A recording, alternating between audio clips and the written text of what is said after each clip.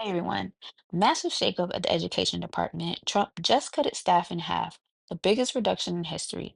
Over 1,300 people were laid off, another 600 took buyouts, and entire offices are being shut down. The goal? To shrink the federal role in education and shift more responsibility to the states. Trump has long wanted to abolish the department, but Congress would have to approve that. Since that's unlikely, his administration is gutting it instead, cutting grants, freezing contracts, and now slashing staff.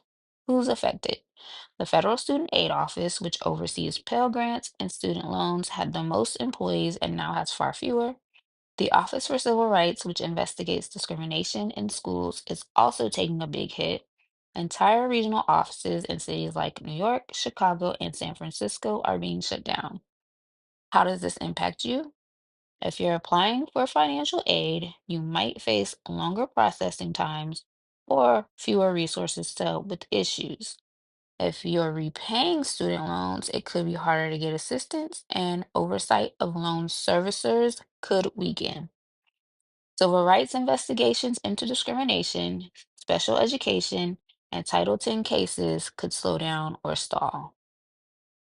Critics say this is a disaster. They argue that slashing staff so drastically will cripple services that students, teachers, and schools rely on.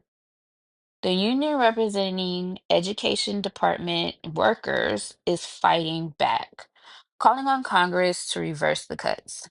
And there's another layer.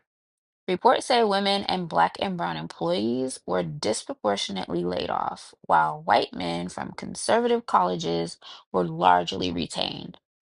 The Trump administration says these cuts will make the government more efficient and reduce red tape. I'm not even going to ask what you guys think because the majority of Americans do not agree with shutting down the Department of Education. It is wildly unpopular, but let's talk about it.